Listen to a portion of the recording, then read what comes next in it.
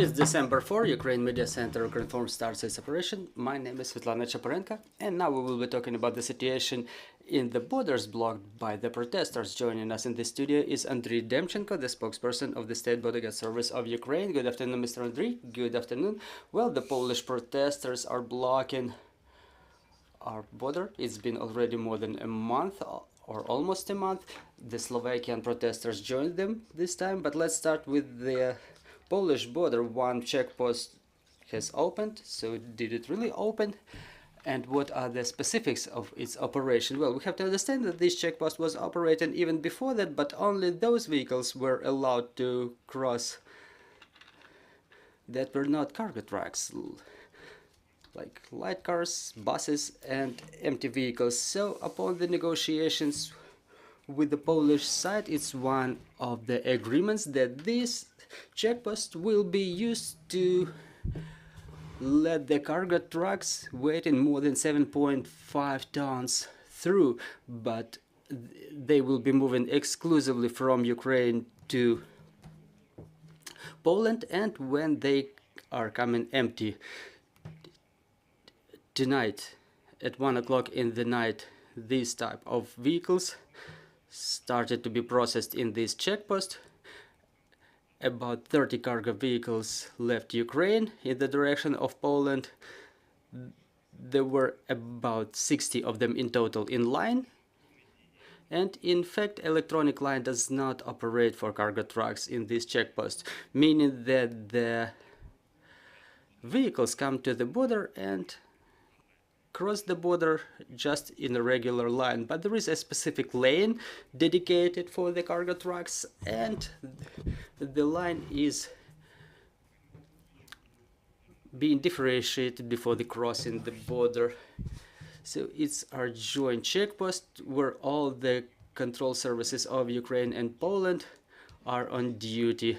So can we say that it has become the first step to solve the situation between Ukraine and Poland? Well, basically, yes, it was one of the agreements that we achieved to have this checkpost letting the empty cargo trucks weighing over 7.5 tons through to Poland, which will further allow us to decrease the lines in the border, because there are more agreements that we should implement, and I hope they will be implemented shortly within the next couple of days. Specifically,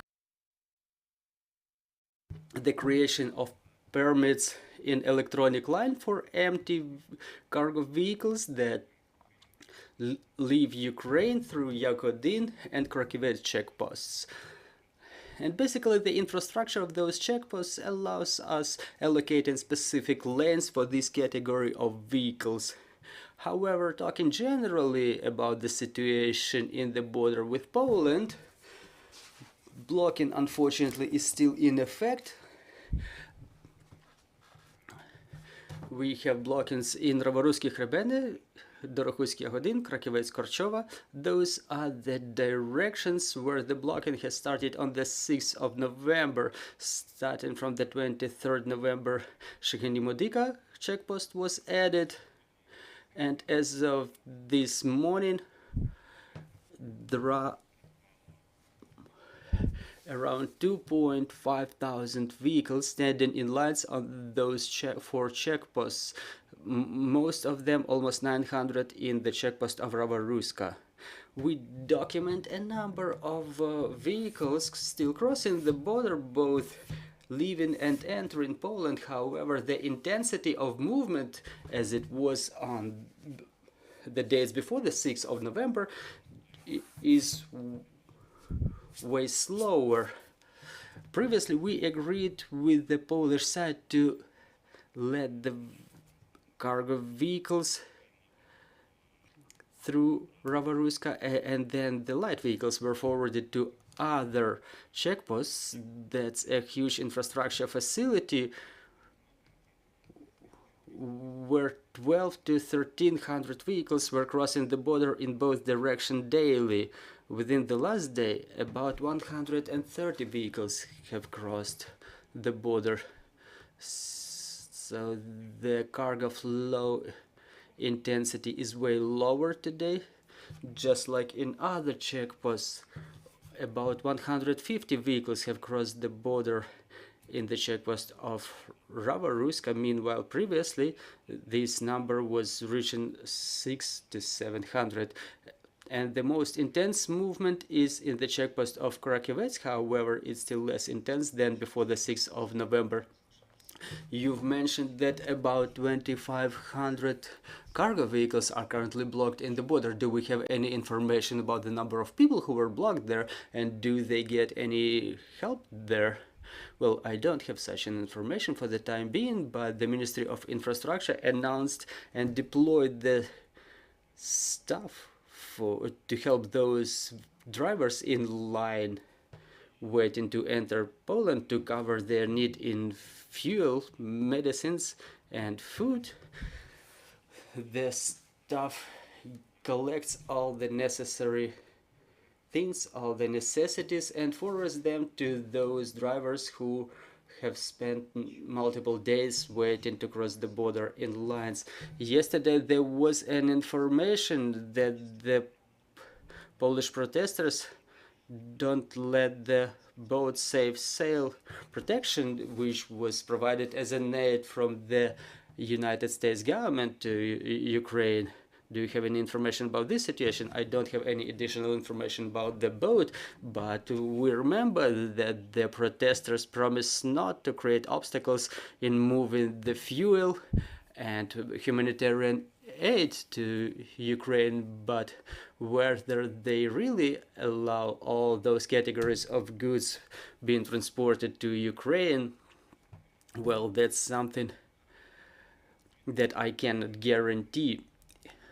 Of course, we see humanitarian cargo coming to the border from Poland, and just a regular cargo which is about to cross the border, or which is supposed to cross the border, but whether they ensure non-blocking for those categories of cargo that they promised, well, I cannot give you 100% guarantee. Well, talking about the situation in Slovakian border, during a previous meeting you said that the Slovakian transporters have already blocked the border previously, but you mentioned that that was not the last crossing and they would revert to this idea.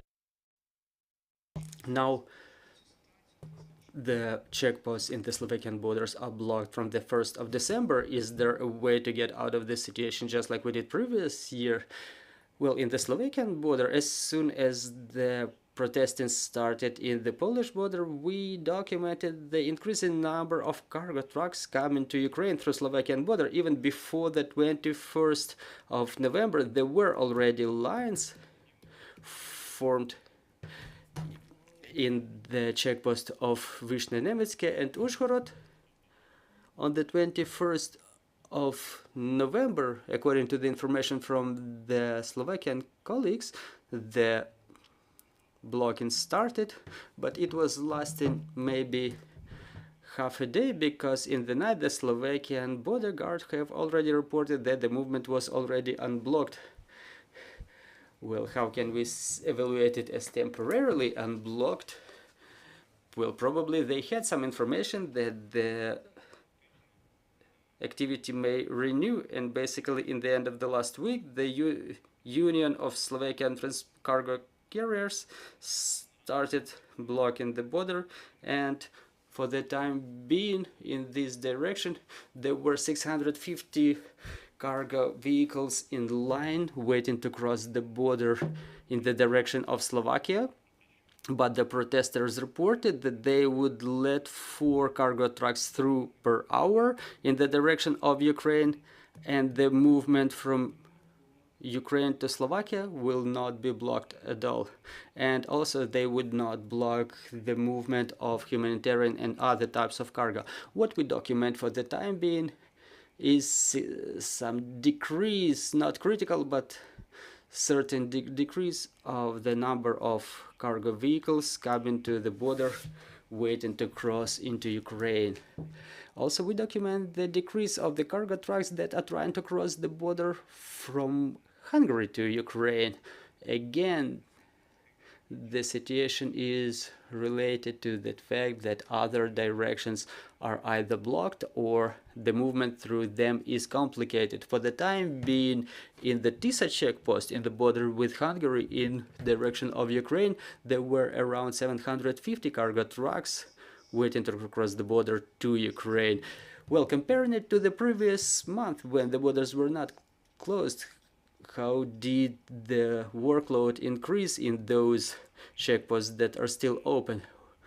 Well, the infrastructure of a checkpost just allows processing a certain number of vehicles within a day, so no matter whether the line there are more vehicles or less vehicles in line. So please understand that we were able to, they were working to the maximum load, and now there is just the accumulation of the cargo vehicles in the border. Well, and talking about the accumulation, so how longer have lines become? Well, in Slovakian side, there were no lines waiting to cross the border in the direction of Ukraine previously. So let's proceed to the questions from the floor. Yana Lomoshenko, Ukrinform, do you have any information about how long the blocking on the Slovakian side will last? Well, if we use the information that we have from our Slovakian colleagues, according to the information that they have from the protesters, those activities were stated as infinite. So there was no specific expiration date specified, but again, the government authorities of Ukraine continue trying to find compromise and the ways to communicate the situation to our colleagues, to negotiate it with the colleagues, to unblock the checkposts in the border with Slovakia and Poland as well. Well, now that we don't have any more questions on the floor, thank you very much, Mr. Andrii. I'm reminding you, joining us was Andrii Demchenko, spokesperson for the State Bodyguard Service of Ukraine, and we will be back on air at 14 o'clock, and we'll talk about the National Reading Week. Stay tuned.